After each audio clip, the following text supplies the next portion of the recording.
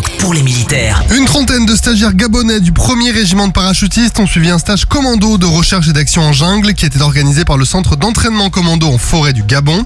Ce stage fait partie du développement de l'Académie de protection de l'environnement et des ressources naturelles au camp de Gaulle à Libreville, un pôle de formation mixte gabono-français. Dirigé par un officier gabonais, cette académie formera des stagiaires pour renforcer la sécurité environnementale et préserver les écosystèmes vitaux du Gabon. Ce stage de 2 semaines a donc commencé par une phase théorique au camp de Gaulle où les stagiaires ont appris les techniques de déplacement en jungle, l'installation de bivouacs tactiques et les techniques de combat et de recherche d'indices. La seconde semaine en forêt gabonaise a permis aux stagiaires de mettre en pratique ces connaissances à travers des parcours en terrain hostile, des simulations de combat et des missions de reconnaissance.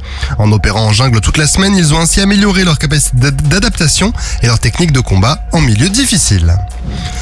L'équipage de la frégate Multimission Bretagne a récemment participé à un exercice de lutte anti-sous-marine de grande envergure et à un ravitaillement en mer avec des marines partenaires du Pacifique au large d'Hawaï.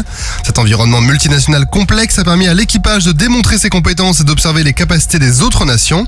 L'exercice anti-sous-marine visait à protéger une unité de haute valeur, ici le ravitailleur allemand FGS Frankfurt am Main, pendant 13 heures. La protection incluait la frégate Bretagne ainsi qu'une frégate allemande, néerlandaise et sud-coréenne, un croiseur américain ainsi que leurs hélicoptères. Le bâtiment de la Marine nationale a ensuite réalisé un ravitaillement conjoint avec le Frankfurt am Main et l'USS Princeton en livrant des munitions.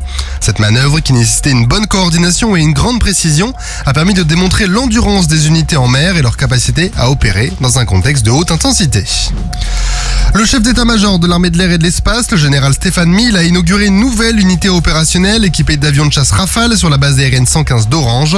Créée en 1949 et dissoute en 1995, la 5e escadre de chasse a donc été recréée et l'escadron 1-5 Vendée a lui été réactivé après 17 ans d'inactivité. La 5e EC va désormais effectuer des missions conventionnelles de l'armée de l'air et de l'espace, y compris la sécurité aérienne et la police du ciel. Les aviateurs et la vingtaine de Rafales de l'escadron 1-5 Vendée assureront aussi la protection du territoire national et l'intervention en temps de crise. La BA 115, qui est située stratégiquement dans le sud-est de la France, renforcera également la présence française en Méditerranée, avec 1900 militaires dès 2025 et 2100 d'ici 2030, lorsqu'un second escadron de chasse Rafale sera activé. Et pour pallier à la réduction de ses effectifs, le service de santé des armées ou SSA va créer des unités composées uniquement de réservistes.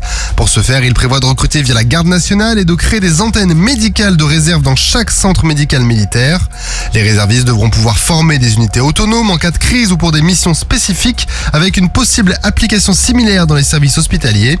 Le SSA assure le soutien médical de plus de 300 000 militaires d'actifs auxquels s'ajoutent les 77 000 réservistes opérationnels de l'ensemble des armées. Un chiffre qui va d'ailleurs augmenter puisque la loi de programmation militaire 2024-2030 prévoit de développer la réserve opérationnelle avec l'objectif d'un réserviste pour 2 militaires d'actifs. Sur terre, sur mer, comme dans les airs. Skyrock PLM, en équipe avec Uneo, la mutuelle des forces armées.